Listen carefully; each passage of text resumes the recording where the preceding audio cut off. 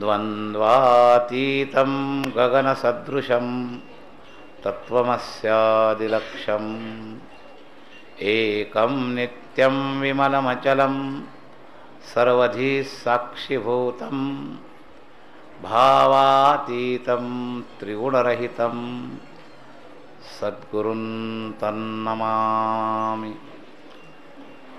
मूकं करोति वाचालं पंगुं लंघयते गिरिं यत्कृपात्तमहं वन्दे परमानन्दमाधवम्।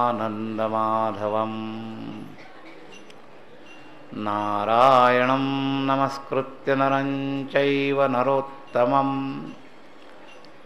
देवीं सरस्वतीं व्यासं ततो जयमुदीरयेत्। गुरुर्ब्रह्मा गुरुर्विष्णु गुरुर्देवो महेश्वरः गुरुः साक्षात् परब्रह्म तस्मै श्रीगुरवे नमः। प्रपन्नपारिजाताय तोत्रवेत्रैकपाणये ज्ञानमुद्राय कृष्णाय गीतामृतदुहे नमः। वसुदेवसुतं देवं कंसचाणूरमर्दनं देवकी परमानन्दं कृष्णं वन्दे जगद्गुरुम्। वंशी विभूषितकरान्नवनीरदाभात् पीताम्बरादरुणबिम्बफलाधरोष्ठात् पूर्णेन्दुसुन्दरमुखादरविन्दनेत्रात् कृष्णात् परं किमपि तत्त्वमहं न जाने। पुण्डलीकवरदा हरिविठ्ठल श्री ज्ञानदेव ज्ञानेश्वर महाराज की नाम भगवान की जय। अखिल गुण निधान सच्चिदानंद घन करुणा वरुणालय भक्तवत्सल भगवान श्री पांडुरंगाच्या चरणावर मनपूर्वक साष्टांगाभिवादन करून माऊलींपासून तर आत्तापर्यंतच्या सर्व संतांना अभिवादन करून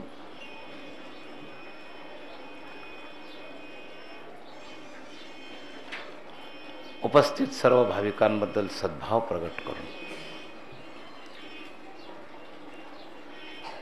ही प्रवचन सेवा ही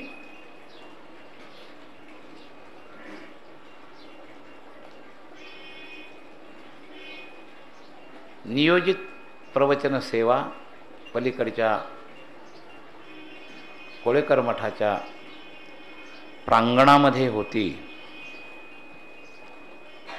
तिथलच्याच लोकांना इथं बोलवून घेऊन ती सेवा इथं केली। याचं कारण तिथलच्या थोड्या असुविधाचा परिस्थिती आत्ताची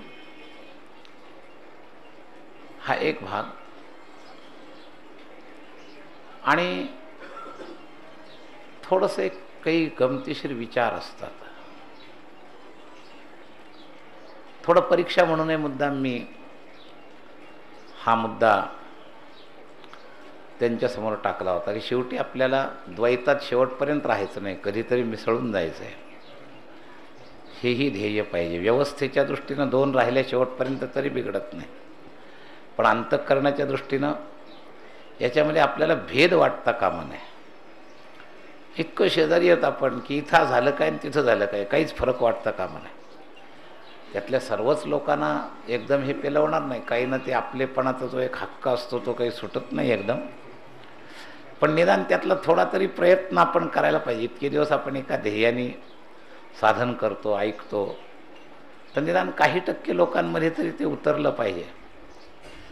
मी दरवर्षी असंच करेल असंही नाही, पण पुन्हा कधी अचानक जरी अशी ऑर्डर आली तर ती सहज पाळण्याइतकी आपली प्रवृत्ती पण पाहिजे असं आहे। आता तिथलची अव्यवस्था कारण आहे. कधी एखादी माझ्याच परिस्थिती शारीरिक तशी नसेल तिथं जाणं, त्यावेळेला आपल्याला इथं येता आलं पाहिजे. भावनेला, शब्दाला महत्त्व आहे, तत्त्वज्ञानाला महत्त्व आहे, चिंतनाला महत्त्व आहे. कुठं आणि कसं केलं याला महत्त्व नाही. मला स्वामीजींची शेवटची प्रवचनं स्टेजवर नाही झाली, खोलीत झाले, तरी लोकांनी त्या आनंदाने ऐकले. तेव्हा महत्त्व ऐकण्याला आहे, शब्दाशी प्रेम ठेवण्याला आहे. एखाद्या व्यक्तीच्या शब्दात जर आपलं प्रेम असेल तर हे बाह्यांग सगळं गौण झालं पाहिजे, हे लक्षात घ्या. तर या दृष्टिकोनातून हा थोडा अचानक बदल मी केला. व्यवस्था असली तर मलाही तिकडे यायला काही फार मोठी काहीच अडचण नाही. तेव्हा तिथलचे बरेचसे लोक आलेलेच आहेत. किती टक्के आलेत मला काही माहीत नाही, परंतु आलेले आहेत.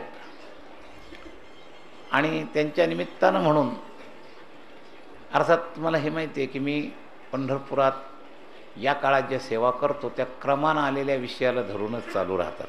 इथं असो चैतन्य मठात जरी गेलो तरी लिंक तीच राहते, असं आहे. तेव्हा चिंतने चिंतने तद्रूपता. आपण आळंदीपासून भक्ती अंगाचं चिंतन करतो. या भक्ती अंगाच्या चिंतनामध्ये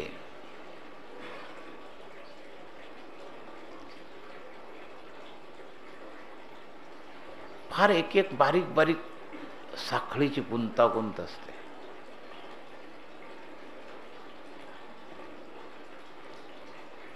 माऊलींच्या पहिल्याच अभंगात माऊलीनं एक सूत्र सांगून दिलं.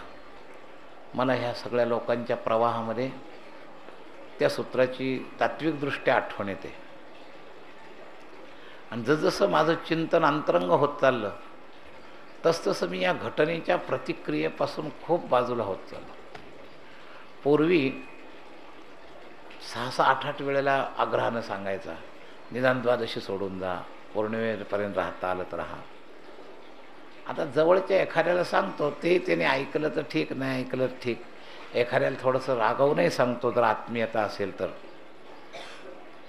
पण परिस्थिती थोडीशी अशी असते की माऊलींचे ते शब्द महत्त्वाचे, बहुत सुकृताची जोडी. आपलं सुकृत कमी पडलं की ह्या सगळ्या घटना होतच असतात. रोज किती वरच्या लेव्हलचं ऐकलं म्हणजे लगेच बदल होईल असं नाही. आणि कोणत्याही सामान्य जीवाबद्दल आध्यात्मिक शक्ती लावून तुमच्याकडून काही संत करून घेतील असं नाही. व्यवहारिक तळमळीनं सांगतील. आणि सुकृताची साथ असेल तर थोडं पार पडतं. काय आता बघा, नेमकं असं आहे, बरंच प्रमाणात जर निरीक्षण केलं तर तुम्हाला असं सापडेल, ज्यांनी वेळ दिलाय त्यातले काही भाग्य म्हणून ते राहू शकले. आणि ज्यांचं भाग्य कमी पडलं, श्रोत्यांमध्ये सूक्ष्म बुद्धीच्या लोकांनी वास्तविक वेळ जादा द्यायला पाहिजे. पण भाग्य कमी पडलं तर ती सूक्ष्म बुद्धीसुद्धा पराभूत होते आणि भाग्य विजयी ठरतं. अशी विचित्र अवस्था आहे. आता जर रोज ऐकत आले समजा तर त्यांच्या सूक्ष्मबुद्धीला हे सिद्धांत पकडलेत, पण आचरताना त्यांच्या भाग्याने त्यांना पराभूत केलं. आणि काहींचं भाग्य जबरदस्त आहे पण बुद्धी कमी आहे. अधिकाधिक सूक्ष्म सिद्धांत जर सांगत गेलो तर पेलवण्या इतकं त्यांचं सूक्ष्म बुद्धी नसते. मग आता बुद्धी आणि भाग्य एकत्र आलं तर परमार्थाचं तेज वेग वाढतो. शुद्ध बुद्धी आणि भाग्य, नुसती बुद्धी सुद्धा नाही, तर शुद्ध बुद्धी आणि भाग्य एकत्र आलं तर थोडा वेग वाढतो. आणि या दोन्हीचा एकत्रपणा फार दुर्मिळ जाणवतो. काहींमध्ये शुद्ध बुद्धी असते तर भाग्य नाही मिळत, काहींमध्ये नुसतीच बुद्धी असते पण भाग्य कमी पडतं. आणि ज्यांचं भाग्य आहे त्यांना पुण्य मिळतं, वेग वाढतो असं नाही. बुद्धी जर जोडीला नसेल शुद्ध बुद्धी, आता जे पौर्णिमेपर्यंत काही भाग्यवान राहिले त्यांचं पुण्य नक्कीच जास्त होईल. जे द्वादशीला गेले, न सोडता गेले, भोज्यासारखे शिवून गेले, त्यांच्यापेक्षा नक्कीच थोडं त्यांना काल सानिध्य जास्त मिळाले की नाही धामाचं. मग त्या काल सानिध्याचं काही वेगळं पुण्य मिळेल की नाही? निश्चितच मिळेल, लक्षात घ्या. तर त्यांना पुण्य जास्त मिळेल. पण वेग यायला काल सानिध्य आणि शुद्ध बुद्धी याचा संगम व्हायला पाहिजे, लक्षात घ्या. आणि तिसरी त्रिवेणी संगम म्हणजे कल्याणाची इच्छा, तीव्र इच्छा. हा जर त्रिवेणी संगम झाला तर साधनेला वेग येतो. कल्याणाची तीव्र इच्छा, शुद्ध बुद्धी आणि अनुकूल भाग्य, या तिन्हीचा संगम यावा लागतो. क्रमानं भौतिक व्याख्या करताना आपण भाग्याला गृहीत धरत नाही, पण ते आहेच हे लक्षात घ्या. त्याचा सुद्धा फार मोठा संबंध. अनेकांच्या जीवनाचे रचनाक्रम जेव्हा मला दिसतात त्यावेळेला ते मानावं लागतं. सांगताना तसं गृहीत धरून सांगितलं तर आहे त्यापेक्षा साधक ढिले होतील, म्हणून असंच सांगावं लागतं की नाही नाही तुम्ही ठरवा म्हणजे होईल. पण एका बाजूला आत होई सोई जो रामरच राखा हा ज्ञानाच्यावर आरूढ असणाऱ्या महादेवांचा सिद्धांत आहे, तेव्हा तो सुद्धा काहीतरी महत्त्वाचा आहेच हे लक्षात ठेवा. आमच्या समोर माणसं आहेत ना, समोर दिसतात ना, त्यांचे भाग्य त्यांना कसे खिचून गेले तर कळत नाही असं नाही, कळून सुद्धा भाग्य पराभूत करू शकतं, असा भाग्याचा जोर आहे. परंतु याचा अर्थ भाग्यप्रधानतेचे संस्कार जर झाले तर साधनाच्या वेगामध्ये शिथिलता येईल. म्हणून कोणतेही संत भाग्याविषयी बोलत नाही. स्वामीजी तर कधीच नाही, इतक्या जोरात बोलायचे की आत्ता ठरवलं की होईलच, होत नाही म्हणजे काय. पण खूप सूक्ष्मात गेलं तर आत तेही समजत असेल होई सोई जो रामरच राखा, फक्त बोलत नाहीत. बोलत नव्हते कधीच तसं. ते म्हणायचे साधना करणाऱ्याच्या स्वाधीन आहे पूर्ण. अर्थात ती बऱ्याच अंशात स्वाधीन आहे हे सत्य आहे, पण पूर्ण असतं तर मग ज्ञानेश्वरांच्या या चरणाची संगती कशी लागायची? बहुत सुकृताची जोडी म्हणून विठ्ठली आवडी, सुकृत जोडी ही लागतेच. समजा पुढच्या टप्प्यात संत मिळाल्यानंतर तुम्ही कदाचित करणनिरपेक्ष साधनेला तेज शुद्ध विवेकाच्या आधाराने पकडलं, पण त्याच्या खालच्या टप्प्यात पुन्हा आलं भाग्याचा उदयन, ते हे जोडी संत पाय आलंच पुन्हा, लक्षात घ्या. ते भाग्य पुढच्या टप्प्यात जरी गौण झालं तर पहिल्या टप्प्यात तरी लागतंच. संत मिळाल्यावर संतांची ताकद आहे. साधना एका विशिष्ट स्तरावर गेल्यावर भाग्याला ओलांडण्याची ताकद आहे. एका जनार्दनी भोग प्रारब्धाचा आणि हरिकृपे त्याचा नाश झाला, हे पुढच्या टप्प्यात. पण कृपा होण्याच्या आधी बहुत सुकृताची जोडी म्हणणं विठ्ठल्या. संतांनी कृपा कक्षेत घेतल्यानंतर आपणासारखी करीत येतात का मान्य, पण संतांची गाठ होईपर्यंत भाग्याचा उदय ते जोडी संत असं आहे. म्हणजे वरच्या टप्प्यात नाही तर खालच्या टप्प्यात कुठंतरी त्याची स्वीकृती ही करावीच लागते, असं आहे. तेव्हा अंतःकरणाला ती एक लेव्हल समजल्यामुळं तरी सांगताना मी जसं सांगायचं तसं सांगणं हे कर्तव्यच आहे. पण अंतःकरणामध्ये आता काही वाटत नाही. पूर्वी जसा तात्विक स्तर कमी होता त्यावेळेला वाटायचं एवढं सांगतं तरी हे जाणारे जातात. आता बघा द्वादशी न सोडता सुद्धा 60-70च्या वर लोक निघून गेलेत. पायी वारीत पायी दिंडीत येऊन इथं भिडल्या गेलेली माणसं आहेत, बोज्याला शिवून गेल्यासारखी. तर ते प्रारब्धानेच त्याला तसा धक्का मारला. आमच्या दिंडीतले एका गृहस्थाची पत्नीच्या वडील वारले का आई वारली, त्याला शेवटी त्या मागच्या मुक्कामावरून वेगाने पुढं कस तरी पंढरपूरला पोहोचून मग जा. 4 मैलावरून जायची पाळी. तेव्हा असे प्रकार घडतात. काहींना थोडा विवेक साथ देतो.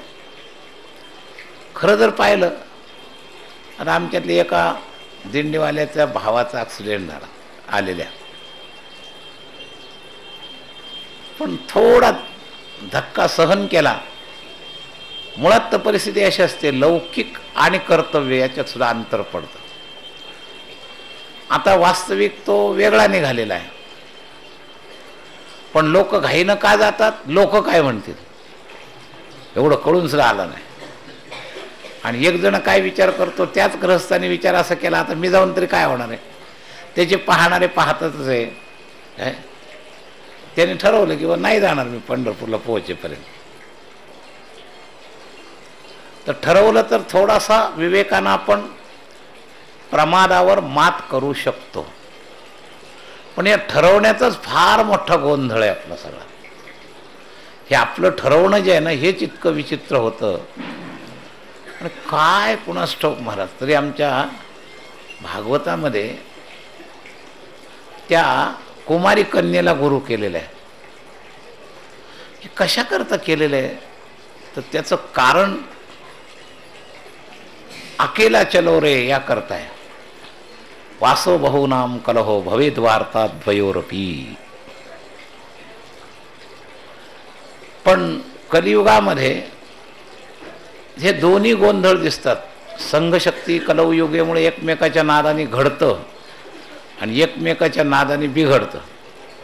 आज सकाळी एक दर्शनाला आली, सेवेच्या अंतरंगातली होती, घरचे पारमार्थिक होते, म्हणून ते म्हणे मी निघाले. आता निघाल्यानंतर मी थोडं रागवलो. तिला वास्तविक आनंद व्हायला पाहिजे, तिथं काही प्रतिक्रिया केली नाही, खाली बसून रडत तसं. हे असं बायकी अंतःकरण विचित्र असतं, लक्षात घ्या. वास्तविक अंतःकरणामध्ये त्याबद्दल आनंद वाटायला पाहिजे. येताना जेवढ्या ओढीनं येतो तेवढी इथं आल्यावर ती ओढ टिकत नाही. म्हणजे हे आपलं पाप आडवार असं म्हणावं, असं आहे. पण मनुष्य आपल्या ठरवण्याशी फार पक्का असतो. ही अशुद्ध बुद्धी सुद्धा स्वतःला इतकं महत्व आम्ही देऊन ठेवलंय, आणि स्वतःचं महत्व जोपर्यंत कमी करत नाही, संताशी शास्त्राशी महिमा जोपर्यंत आपण आपल्या स्वतःपेक्षा जास्त मानत नाही, तोपर्यंत तुम्ही लाख प्रयत्न करा, साधनेत प्रगती होणार नाही. आणि सर्वात आमच्या घोड्यात तिथंच अडलेले आहेत. आम्ही जे ठरवतो त्याच्याशी आम्ही कॉम्प्रोमाइज करायला तयार होत नाही. 100 प्रवचन ऐकू, पण प्रवचनातलं ऐकलेलं करू का आम्ही ठरवलंय ते करू, तर 99% लोक आपण ठरवले तेच करणार, ऐकलेलं करतील असं नाही. लक्षात घ्या. म्हणजेच हे आपलं घोडं पुढं दामटायची सवय. संतवचन, ईशवचन, शास्त्रवचन याला स्वतः प्रामाण्यवाद म्हणतात. आणि हाच आत्मैव आत्मनो बंधुर आत्मैव रिपुरात्मा. याच्यामध्ये मुख्य बाधा आहे अविवेकाची. परिस्थितीची जी बाधा आहे ना, ते अक्षरशः 5 ते 10% फक्त. 90% आपल्या ठरवण्याला आणि आपल्या बुद्धीला दिलेले जे महत्त्व ठेवलंय ना, त्याचा हा परिणाम आहे. ऐकण्याचा अँगलच त्यांनी आपल्या बुद्धीला जे पटतं त्याला प्राधान्य दिली. म्हणजे बुद्धी प्रामाण्यवाद, आणि तीही अशुद्ध असून बुद्धी प्रामाण्यवाद हा आपल्याला मातीत घालतो. शुद्ध माणसाचा बुद्धी प्रामाण्यवाद सुद्धा त्याला कधी मातीत घालत नाही. पण अशुद्ध बुद्धी असून तो बुद्धी प्रामाण्यवाद आहे, हा तुम्हाला मातीत घातल्याशिवाय राहतच नाही. आणि पार अक्कल नसणाऱ्याला सुद्धा आपली अक्कल फार श्रेष्ठ आहे असं वाटत असतं. तो बोलून नाही दाखवत, पण कृती जी आहे ना ती त्याची अशी असते, हे लक्षात घ्या. तर सत्संगाचा लाभ घ्यायचा म्हणजे एक एक टप्प्याने वर चढत असताना ऐकलेल्याचं मनन आपल्याकरता करत नाही. प्रॅक्टिकल थिअरी जी ऐकतो आम्ही तिला असं सेपरेटच ठेवतो. त्याचा भोग करतो. फार चांगलं सांगितलं, फार चांगलं सांगितलं. ऐकलेल्या सवयीच्या अनुकूलतेचं जे चिंतन मिळतं त्याला, त्याचे स्वतःचे काही आतले विचार असतात त्याला अनुकूल, त्या थोडक्यात सांगायचं म्हणजे श्रवणाचा भोग करतात, श्रवणाचा उपयोग करत नाही. श्रवणाचा उपयोग करा म्हणजे भक्ती वाढेल असं आहे. म्हणून उपयोग करत असताना या काही गोष्टी लक्षात ठेवा. आणि का असं होतं तर बैठक मिळत नाही. बरोबर, कालच्या अभंगातला जो वाचे नाम ही बैठक आहे आणि पाऊले चित्ती समान ही बैठक आहे, हे लक्षात घ्या. ध्यान करा, ध्यानाच्या लेव्हलवर बुद्धीला लेव्हल आणा निर्मळ, आणि त्याच्यावर ऐका, मग बघा ते ऐकणं कुठं पोचतं. आपण मुळात फारच उद्विग्न अवस्थेत ऐकायला येत असतो. दिसायला दिसत नाही आपण उद्विग्न, पण ते कीटन इतकं असतं सगळं पूर्वीचं साचलेलं, आणि त्याच्यावर आपण ऐकत असतो. आणि त्यामुळं त्याचा परिणाम अगदी स्वच्छ पाणी जर घाण भांड्यात घातलं तर त्या पाण्यावर घाणीचा परिणाम होतो. तशी अवस्था आहे. लक्षात घ्या. अंतःकरण आत हे जे संस्काराचं कीटन बसलंय म्हणजे ही भांड्याची घाण आहे, आणि त्याच्यावर आपण स्वच्छ पाणी जरी घातलं तरी घाणच होणार. घाण तर घाणच होणार, आणि स्वच्छ असलं तरी घाण होणार. मग आता प्रश्न आहे, स्वच्छानं घाणीला स्वच्छ करावं का घाणीबरोबर घाण व्हावं, हे त्याच्या परिमाणावर अवलंबून आहे. परिमाण जर वाढवलं, पाण्याचा स्रोत, एखाद्या भांड्यात थोडीशी घाण असली, पाणी ओतत गेला तर ते पाणी घाण होईल, पण कुठपर्यंत? जर भरून वाहून सारखं बराच वेळ ते स्रोत जर चालू राहिला तर आतली घाण बाहेर निघून जाईल. म्हणजे स्रोत तो फार वाढवावा लागेल असा त्याचा अर्थ आहे. आम्हाला तर्काला ठीक आहे किंवा आम्ही स्वच्छतेचं कशाला ग्रहण करतोय, आमची घाण कमी व्हायला. मग तुम्ही तर सांगताय उलट ते स्वच्छ तुम्ही आमच्या अंतःकरणात, त्यामुळे ते स्वच्छ घाण होतं. तर याला कारण आम्ही ते प्रमाणात स्वच्छतेचा आश्रय घेतो. भरपूर आश्रय जर घेतला तर घाण सुद्धा निघून जाईल. लक्षात घ्या. एकदम खोल अशी एखादी ट्यूब असली आणि ते जितक्या उंचून पाणी टाकाल ती ट्यूब भरल्यावर पार आतपर्यंत भाग उचंबळून काढेल. त्याची उंची जादा असावी धारेची, आणि ती विपुल असावी. बघा आतली घाण निघते की नाही, निघेल. पण प्रमाणातच उंची आणि प्रमाणातच पाणी जर त्या घाण ट्यूबमध्ये टाकलं तर ते त्या पाण्याला घाण करेल. असं आहे. तर हे असं आहे आपलं सगळं. लक्षात घ्या.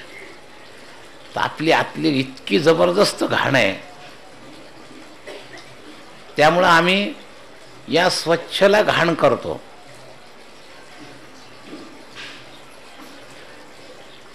आता तुम्ही बघा, या विचारणाऱ्याने त्या हेतून नाही विचारलं, पण समजणारे त्या हेतून समजत असतात. महाराजांना काय लागतं, परिस्थिती काय त्यांना काय माहिती. म्हणजे परिस्थिती ढाल कशी करतात. विचारणारा ते हेतूप्रमाणे विचारणाऱ्याला उत्तर दिलं मी, पण दुसऱ्याच्या मनाचं पण स्वरूप सांगतो मी. ते त्या परिस्थितीचं असं समर्थन करत असतात स्वतःचं, की म्हणजे ते सुद्धा एक बुद्धिप्रामाण्यवादच आहे बरं का, की ही परिस्थिती बदलणं शक्यच नाही असं एक शिक्का मारून चालतात. अरे जी परिस्थिती आहे ती बदलत नाही म्हणजे मग ती परिस्थिती कशी, मग ती स्थिती होईल ना. जी बदलते तीच परिस्थिती, आणि शक्यच नाही म्हणणं म्हणजे तिला स्थिती समजल्यासारखं आहे. म्हणजे हा भ्रम आहे ना. जी परिवर्तित होते तिचं नाव परिस्थिती, आणि माझी अशी परिस्थिती बदलणं शक्यच नाही असं म्हणणं, याचा अर्थ तो व्याघातसारखं होईल. लक्षात घ्या. हाच भ्रम चुकीचा आहे. तितक्या वेगानं प्रयत्न होत नाही असं प्रामाणिक कबूल करा. परिस्थिती बदलणं शक्य नाही असं म्हणण्यापेक्षा ज्या वेगानं बदलण्याचा प्रयत्न करायला पाहिजे तो वेग आमच्यात नाही, ही आमची कमी असं प्रामाणिक कबूल करावं असं आहे. जर हे प्रामाणिक स्वीकार झालं तर वेग वाढण्याचा रस्ता तरी मोकळा राहिला. आणि हे जर प्रामाणिक स्वीकारच नाही झालं तो वेगही थांबला असं आहे. कशावरून हे सगळं चिंतन? तर आज द्वादशीचा दिवस, लोकांना असलेली घाई, काही द्वादशी सोडायच्या आतही पळण्याची घाई, काही ना प्रवचन लवकर कधी संपलन, कधी एकदा हातावर पाणी उचलू अशी घाई. ही सगळी घाईच घाई आहे सगळी काय. तेव्हा या घाईच्या भोवऱ्यात त्या प्रपंचाने तुम्हाला फिरवायचं काम चालवलंय. सगळीकडं घाईच, यायची घाईन जायची घाई, स्थिरतेनं येतही नाहीत आणि स्थिरतेनं जातही नाहीत. महाराज व्यवसायात्मिका बुद्धीमध्ये ही घाई का आहे तर अव्यवसायी बुद्धी म्हणून घाई आहे. व्यवसायी बुद्धीची घाई नाही, व्यवसायी बुद्धी ही परमार्थाची बुद्धी आहे.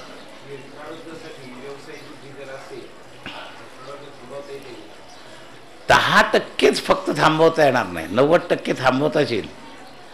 म्हणूनच तर त्यांचं म्हणणं हे आहे सगळ्या विवेकी लोकांचं की ही जी 10% अपवाद आहे आणि म्हणून मी त्या उंचीवरून पहा असं म्हणतोय. मी माझी उंची सांगितली, या लोकांचा जाण्याचा माझ्यावर का परिणाम होत नाही तर त्यांचं भाग्य त्यांना अडवतं, पराभूत करतं. जसं शंकरांची उंची होती, त्या पार्वतीचं सतीचं चिंतन ऐकताना होई सोय जो रामरची राखा, पण सतीकडून ती अपेक्षा नव्हती. उलट सतीला त्यांनी समजून सांगण्याचा प्रयत्न केला, त्यावेळेला ती ऐकूसुद्धा शकली असती. घडल्यानंतरच त्याच्यावरचा रिमार्क मारताना शंकर म्हणतात होई सोय जो रामरची राखा. जर तसंच मत असतं तर समजूनही सांगितलं नसतं. जर समजून का सांगितलं म्हणजे शक्यतेच्या कक्षेमध्ये समजून सांगितल्याचा फायदा झाला असता तर तिचं चक्कर वाचलं असता. आणि नाही वाचला तर यांची उद्विग्नता नसावी म्हणून त्यांनी होई सो रामरची राखा म्हटले, स्वतःच्या उद्विग्नतेला वाचाय करता. तेव्हा आजच्या प्रवचनामध्ये सुद्धा भाग्याचा प्रतिबंध, त्या परिणामाचा मी माझ्यावर काही होऊ नये म्हणून त्या 10% त्यांना वजा केला आतून असं आहे. पण साधक भूमिकेतून जर पाहिलं तर त्या 90% लोकांनी विचार करून वाचू शकतो. बरं, समजून कोणीच वाचलं नाही का असं नाही, लक्षात घ्या. समजून वाचू शकतो अशीही उदाहरणं आहेत, समजूनच घेतलं नाही अशी उदाहरणं आहेत. आणि समजून न घेतलं तरी आपलं न ऐकल्याची उद्विग्नता आपल्याला येऊ नये त्याकरता तो सिद्धांत होई सोय रामरची राखा. तेव्हा त्या सिद्धांताची लेव्हल समजून घेण्याजोगी आहे. पण ही वस्तुस्थिती आहे. याचा एक परिणाम असाही होतो, काही होऊ देत नाहीत आणि काहींवर होतो. सिद्धांमध्ये 2 प्रकार सापडतात. स्वामींना हे कळत नव्हतं का, पण पार जेवढं शक्य तोपर्यंत सांगतच राहिले. आणि काही लोक सांगता सांगता अंतर्मुख होतात, गप्प होतात, सांगावंच वाटत नाही पुढे त्यांना. तर असे दोन्ही भाग याच्यामध्ये होतात. तर या दृष्टिकोनातून मी हे आपल्याला सांगतोय की या ज्या घटना होतात, हे जे प्रारब्ध जे गेले त्यांचं आडवालं याच्याकरता मी सांगितलंय. पण तुम्ही प्रारब्धाच्या आड येऊन प्रमाद करावा याकरता सांगितलं नाही. प्रारब्धाची ढाल करून तुम्ही प्रमाद करावा याकरता नाही सांगितलं. गेले त्यांचं प्रारब्ध आडवं आलं असा गेलेल्यांबद्दलचा विचार सांगितला, हे लक्षात घ्या. कर्म तर बलवत्तर नाही, कर्म बलवत्तर नाही, प्रारब्ध बलवत्तर आहे. पण प्रारब्धापेक्षाही तीव्र इच्छा जास्त बलवत्तर आहे. हे 3 टप्पे झाले. कर्मापेक्षा प्रारब्ध बलवत्तर आहे, आणि प्रारब्धापेक्षाही तीव्र इच्छा हितैषी ही सगळ्यात बलवत्तर आहे. ती स्वतःही प्रारब्धावर मात करते आणि तिला स्वतःला मात करायला जर कमी पडलं तर संत त्याला मदत करून प्रारब्धाला पराभूत करायला मदत करतात. पण बैठकीवर त्याची तीव्र इच्छा पाहिजे, बलवत्तर इच्छा पाहिजे. बेचैनी, एक दिवस मी जे प्रवचन सांगितलं तो महत्त्वाचा मुद्दा. रस्त्यामध्ये एक दिवस जे चिंतन झालं की उपाय काय दैन्यभावाने, तर बेचैनी. लक्षात घ्या. आणि बेचैनीमध्ये तुम्ही प्रारब्धाचा संबंध आणू नका. प्रारब्ध कुठपर्यंत आहे याची एक कक्षा लक्षात ठेवा. आता हे गेले ना, हा बाह्य व्यवहार आहे, याला प्रारब्ध आडवं येऊ शकतं.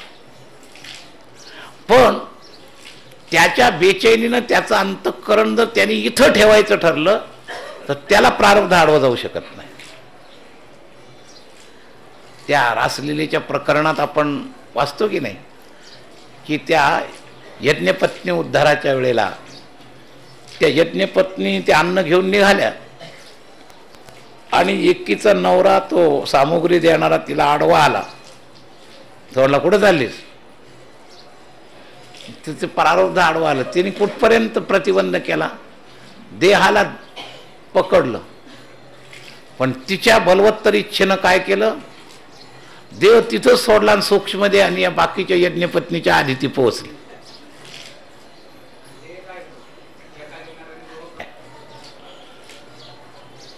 या तीव्र इच्छेचा जो मुद्दा आहे तो बलवत्तर आहे. प्रारब्धापेक्षाही, कर्मापेक्षा प्रारब्ध बलवत्तर.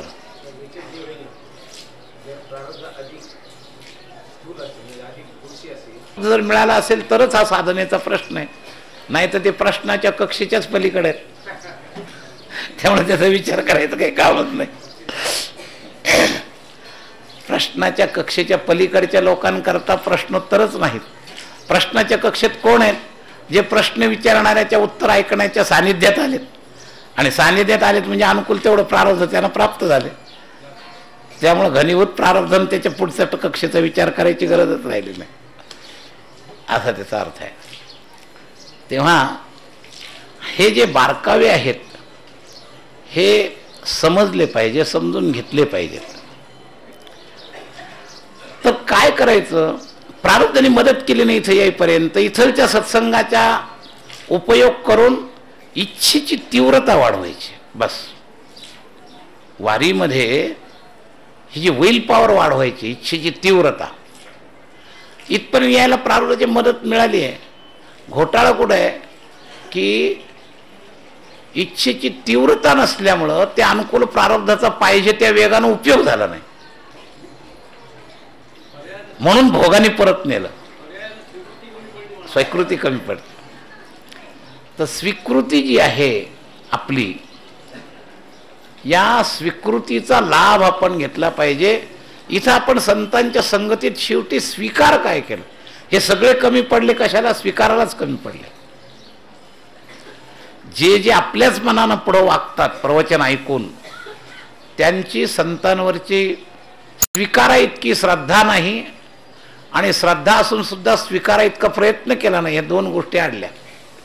काहींची स्वीकारा इतकी श्रद्धाच झाली नाही म्हणून वरवर ऐकलं गेलं, लक्षात घ्या.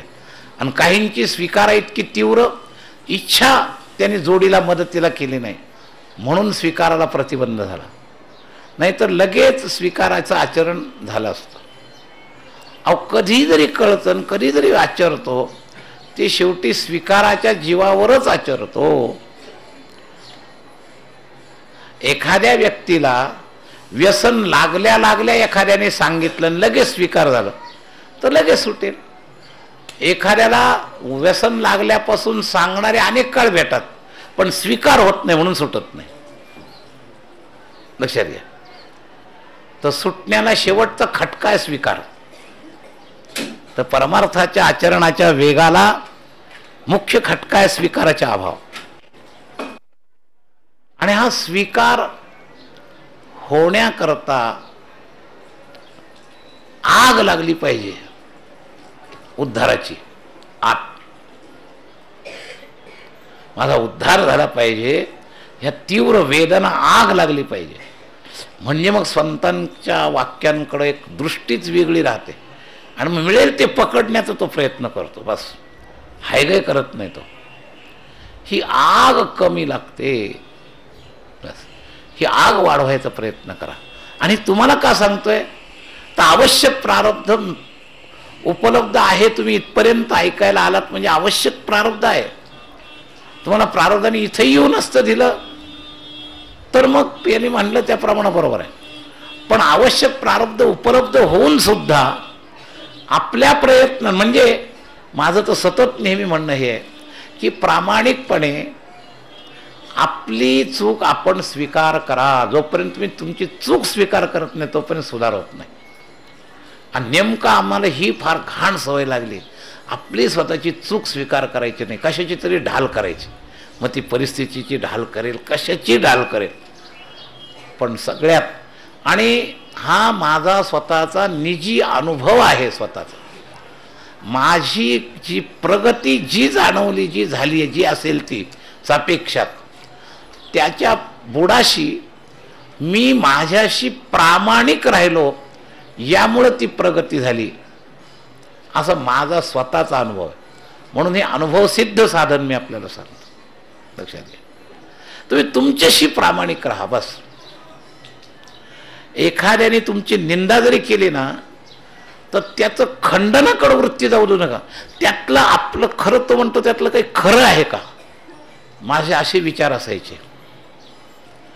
आणि निदान समजा तो म्हणतो तेवढं खरं नसेल पण 30% जर तो आपले जे आरोप करतो त्यातलं खरं असेल तर पहिली जबाबदारी ते 30% जे आरोप केले ते सुधारण्याची पहिली जबाबदारी. 70% त्यांनी खोटे आरोप का केले आणि त्याचं खंडन का याच्यात लागायची खरी जबाबदारी नाही आहे. जे 30% जे तुम्हाला पटलं ना प्रामाणिकपणानं त्या 30%चा पहिल्यांदा सुधार करण्याकडे लक्ष द्या.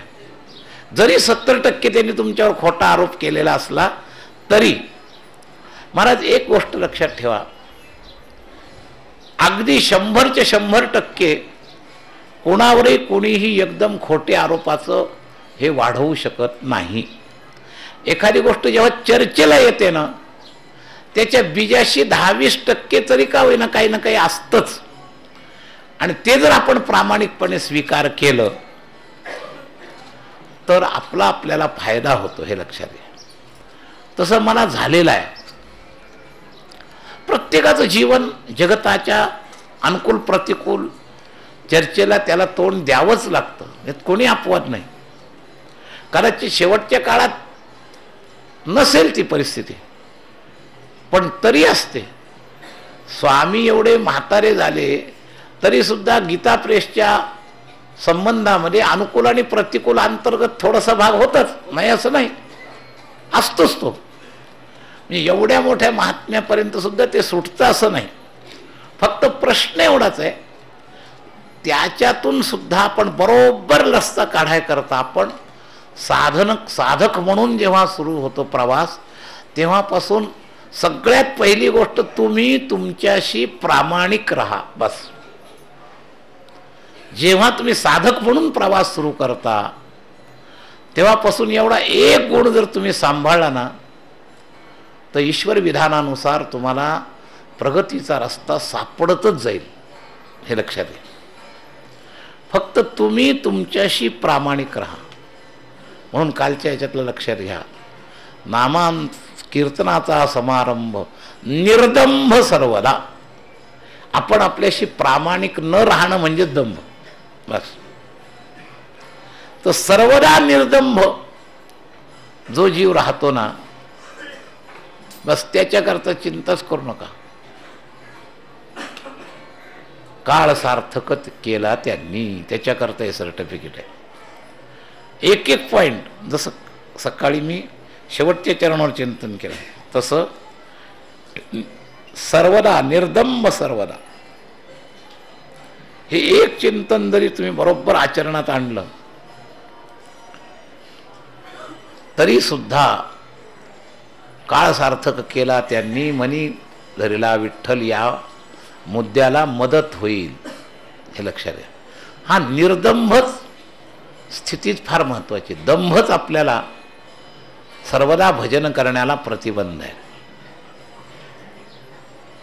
सम्यक आरंभ आपला कीर्तनाचा का होत नाही, त्यातला मुख्य प्रतिबंध आहे दंभ.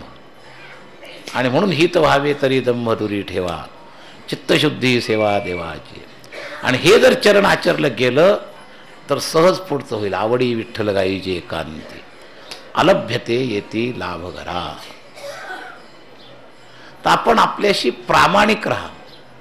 आपण महाराजासमोर सुद्धा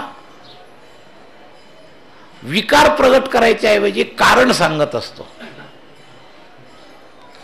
म्हणजे घरातला मोह तुम्हाला खेचून राहिलेला असतो आणि आड लावतो ते कार्यकारण भाव. वास्तविक इथून निघून 8 तास बोंबलत तिथं इष्ट स्टँडवर पडल, पण जेवून जा म्हणलेलं ऐकायचं नाही. 3-5 तास तिथं पडल, पण इथून द्वादशीनं सोडताच जाईल. अशी विचित्र अवस्था असते माणसं. आणि गेल्या गेल्या काय करत असतो, अरे 10 तास तर झोपून काढतो गेल्यावर थकून आला म्हणून. तिथं तर घरचं काही काम पाहत नाही, पण इथून जायची मात्र काही. अगदी असं काही त्याच्यापासून काम आडून पडलं असतं, गेल्याच्या क्षणाला काम सुरू करतो. असं कोणाचं एखाद्याचं 1% फक्त. बाकीचे जायची जेवढी घाई करतात तेवढे गेल्या गेल्या काही कामाची तत्परता करतात का? मुळीच नाही. तिथं जाऊन पडला आला एवढं फक्त पाहिजे त्यांना. यालाही वाटतं मी त्यांच्यात गेलो आणि त्यांनाही वाटतं हा आला, बस एवढंच आनंद. हे दोघही दोन्ही पद्धतीला असोसलेले असतात. बाकी वस्तुस्थितीनं फार काही कर्तव्य कर्म असतं असं काही प्रकार नाही, लक्षात घ्या. पण विवेकाची साथ नसल्यामुळं हे सगळ्या घाईच्या चक्रामध्ये तो सापडलेला असतो, बाकी काही नाही. काय हे घाईचं चक्र सोडा. जसं लोभामध्ये 99चं चक्र सोडावं, तसं व्यावहारिक कर्तव्य कर्माच्या बाबतीत हे घाईचं चक्र सोडा, म्हणजे तुम्ही त्याच्यातून सुटाल. हे चक्रच आहे सगळी घाई प्रत्येक गोष्टीची. काय ही इथं आलं तरी ही घाईच. जागा मिळवायची घाई, जेवायला बसायची घाई, सगळी घाईच. ते घाईचं चक्कर काही सोडत नाही. वारीत आला तरी सोडत नाही, आणि येतानाही सोडत नाही, जातानाही सोडत नाही. ते घाईचं चक्कर आहेच. जसं लोभाच्या रूपानं ते 99चं चक्र आहे ना डोक्यात, तसं या संसारामध्ये हे घाईचं चक्र ही एक मायाच भगवंताने बसवून ठेवलेली आहे. असं आहे. तर सगळ्याचीच घाई. तेव्हा असं करू नका. अरे म्हणा नाही किती वेळ झाला. तेव्हा हे जे घाईचं चक्र आहे याच्यावर थोडासा विचार करा. आणि मनापासून जर विचार केला, थोडासा म्हणण्यापेक्षा तीव्रतेचा विचार करा. विचार थोडाच करायचा आहे, फक्त त्या घाईच्या चक्राला आवरायचं आहे याचं तीव्र समर्थन करून तो विचार करायचा. आम्ही तीव्र समर्थन करत नाही. काय समर्थनात आमची ढिलाई असते. ऐकताना सगळं मान हलवतो आणि कृतीमध्ये या घाईला जेवढे हसले त्यातले काही सगळे घाईच्या चक्रातून सुटले काय? फक्त त्यांच्या सापेक्षात दगडापेक्षा वीट मऊ एवढंच. तर घाईचं चक्र आपल्याला सोडायचं अशी तीव्र समर्थन व्हायला पाहिजे, म्हणजे त्याचा खूप लाभ होईल. हे लक्षात घ्या. काही गोष्टी वैराग्याकरता घाई असावी आणि भोगाकरता जेवढा दम काढता येईल तेवढा काढावा, असं आहे. वैराग्याकरता जेव्हा मनात आलं तेव्हा आचार करावा आणि भोगाकरता जेवढं थांबता येईल तेवढं थांबावं. आणि नेमकं लोकांचं उलट आहे. वैराग्याकरता जेवढं थांबता येईल तेवढं थांबतात आणि भोगाकरता जेवढी घाई करता येईल तेवढी करतात, असं आहे. असा उलटा प्रवाह आहे सगळा समाजाचा. तेव्हा ही भोगाची घाई थांबली की योगात प्रवेश होईल, असं आहे. म्हणून योगी व्हायचं असेल, कर्मयोग, ज्ञानयोग, भक्तियोग, कोणताही योग प्राप्त करायचा असेल तर ही भोगाची घाई जरा थांबवा. पूर्ण भोग 100% नंतर थांबेल, पण घाई थांबवणं तुमच्या हातात आहे. त्यामुळे मग खूप सवय लागेल. काही वेळेला मी परवा एक दिवस निरासक्तीच्या चिंतनामध्ये सांगितलं होतं की कर्मयोगाने शांती मिळते की नाही. तर विषय निघाला होता की थोडं शांती ठेवा. तर त्याच्यावर मीच पक्ष मांडला होता पक्षकारांचा की काही लोक महाराजाचं सांगून ऐकतात आणि शांती धरतात आणि पुढं परिणाम काय तर शांतीचा परिणाम फार लाईन लागली चहाला आपण निवांत घेऊ आणि सगळंच तेव्हा हे जेव्हा निवांत जातात तेव्हा चहा संपलेला असतो. तर ते म्हणतात मग आम्ही शांती धरून काय फायदा झाला, आम्ही तर चहापासून वंचित राहिलो, मग आम्हाला फायदा काय झाला. तर त्या दिवशी त्याचं उत्तर सांगितलेलं होतं मी की अंतःकरणामध्ये उद्विग्नता झाली नाही हा फायदा चहा न मिळण्याच्या फार पटीनं जास्त आहे. परिस्थिती अशी होऊ शकते की चहा आधी संपून जाईल आणि शांतीचा उलट परिणाम, आणि मग त्यात जे कृत्रिम आज्ञा ऐकून जे थांबलेले असतात ना त्यांचे बुमरँग होतं. काही फायदा नाही याचा, आपण आपलं काम उरकलं पाहिजे, महाराजांचं म्हणणं ऐकून काही फायदा नाही. आम्ही शांती धरली आणि उलट आम्हाला चहाही मिळाला नाही, आम्ही जेवायला थांबलो ना आम्हाला अमुक पदार्थच राहिला नाही. पण विवेकानं जर तुम्ही जर ती शांती धरलेली असेल तर अनुद्वेगता जी मिळाली ती फलश्रुती ते पदार्थ मिळण्यापेक्षाही जास्त किमतीची. अनुद्वेगकरम वाक्यम सत्यम प्रियहितंच स्वाध्यायाभ्यसनम चैव. अनुद्वेगता ही तपाची लाभ झाला, पण ही कळायला जरा सखोल वृत्ती लागते. आम्ही तर वरवरच अभ्यास करतो, शांती धरून काय फायदा झाला, आम्हाला तर ते पदार्थही राहिला नाही, आम्हाला जागाच मिळाली नाही. आम्ही शांती धरली, जी आधीनी जागा धरली त्यांना बरं त्यांना जागा मिळाली, ज्या तडफडण्याच्या पद्धतीनं मिळाली त्या प्रमाणात त्यांना काय सुख मिळालं. जागा मिळाल्याने स्थायी टिकलं का या पद्धतीनं मिळतं म्हणून अजून एक भोग लालसा वाढली. बरोबर का, सूक्ष्म चिंतन कसं आहे. त्याचा तात्कालिक झालेला फायदा याच्यामुळे साधनेच्या अंगानं फायदा नाही झाला, उलट तोटा झाला. दिसायला काय झालं, मी घाई केल्यामुळे मला जागा मिळाली, पण घाई केल्यामुळे जागा मिळते त्यामुळे घाईचं चक्र वाढलं, प्रत्येक ठिकाणी घाई करायची प्रवृत्ती सुरू झाली. परमार्थाच्या दृष्टीने हे नुकसान झालं, लक्षात घ्या. आणि त्याचा परमार्थाच्या दृष्टीनं फायदा आहे, पण हे कळणं फार दुरापास्त आहे. चांगलं सदिच्छेनं प्रामाणिक तळमळीनं परमार्थाच्या दृष्टीनं ज्याची दृष्टी थोडीशी उघडलेली असेल त्याला हे एक एक तत्व कळल्याचा आनंद लाभ होतो. जो याच चक्रात आहे घाईच्या, त्याला ते बिना घाईचं तत्वज्ञान ऐकायलाही लेव्हल राहायला पाहिजे एक.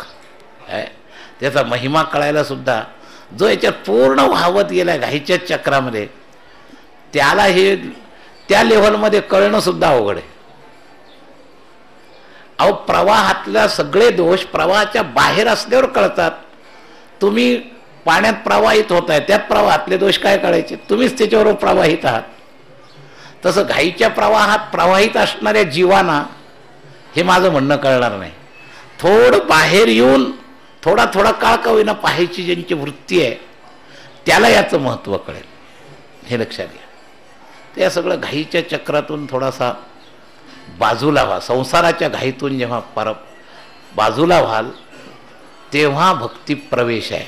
तेव्हा छोटे छोटे चिंतन आपल्याला प्रामाणिकपणे मी सांगतो की सहज अंतरंग एक परमार्थाच्या दिशा काही स्वतः सिद्ध बसलेल्या आहेत. त्यामुळं विचारून करून मी कधी प्रवचन करत नाही. त्यावेळेला जो प्रवाह असेल, जसं संत तेथे विवेक असण्याची की तसं सद्विचार हा आमचा सहज भाव आहे. त्यामुळे मी कोणत्याही लेवलमधून बोललो तरी काही ना काही तुम्हाला लाभ होणारच, कारण आत दुसरं काही बसलेलंच नाही, सद्विचाराच्याच दिशेनं सगळे विचार आहेत. तर ज्या वेळेला त्याच्या इच्छेनं जो प्रगट व्हायचा असेल ते कोणाकरता घडलं याचा विचार आपण करायचा नाही. वाकडे की नीट देव जाणे.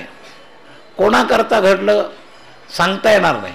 एखाद्या वेळेला काही प्रवचनं अक्षरशः 2-4च लोकांकरता जरी झाली तरी पण त्या 2-4 लोकांनी स्वीकार कक्षेची जर ती घेतली तर माना डोलवणाऱ्या आणि हसणाऱ्या 100 लोकांना आवडण्यापेक्षा स्वीकार करणाऱ्या 2घांना त्याचा लाभ झाला तरी ते प्रवचन जास्त श्रेष्ठ आहे. त्याचा उपयोग पण जास्त आहे, हे लक्षात घ्या. आणि ही दृष्टी ठेवून मी या प्रवाहाला दाबत नाही. नाही तर काय अशक्य आहे का तुम्हाला तात्पुरतं खुश करणं. एवढे वर्ष प्रवचन करतो काही गोष्टी काही प्रमाणात, तर त्याच लेवलवर जर प्रवचन करायचे असते नुसत्याच भौतिक मागणीच्या मनोरंजनाच्या मागणीच्या पूर्तीवर तर मी तसंही सांगू शकलो असतो. पण मी माझ्या या सहज स्रोताला दाबत नाही. तो कधी कोणाला अवघड वाटो, कधी कोणाला चांगला वाटो, विशेष वाटो. आपल्याला सेवा करायची आहे, भगवत इच्छेनं करायची आणि हितैषी हेतू ठेवून करायचे. नुसतं वन्स मोर करता करायची नाही. हितैषी हेतू ठेवून ज्याच्या हिताचं देवाला माझ्या माध्यमातून निमित्त म्हणून वादवायचं असेल ते तो वदविल. करण्याने कशाला विचार करावा. आणि त्याप्रमाणे मी चिंतन करत असतो. आपल्याला जेवढा लाभ होईल. माझं हे चिंतन वाढलं मी माझ्याशी प्रामाणिक असल्यामुळे. इथून तो पुढचा विषय झाला. तर तुम्ही तुमच्याशी प्रामाणिक राहा. परमात्मा तुमच्या मूळ आवश्यकतेच्या पूर्तीची ताकद तुम्हाला देईल. पुंडलीक वरदा हरिविठ्ठल श्री ज्ञानदेव तुकाराम ज्ञानेश्वर महाराज की जय. नाम भगवान की जय. विठ्ठल विठ्ठल विठ्ठल विठ्ठल विठ्ठल विठ्ठल विठ्ठल विठ्ठल. पुंडलीक वरदा हरिविठ्ठल श्री ज्ञानदेव ज्ञानेश्वर महाराज की. नाम भगवान की जय. जय श्री राधे.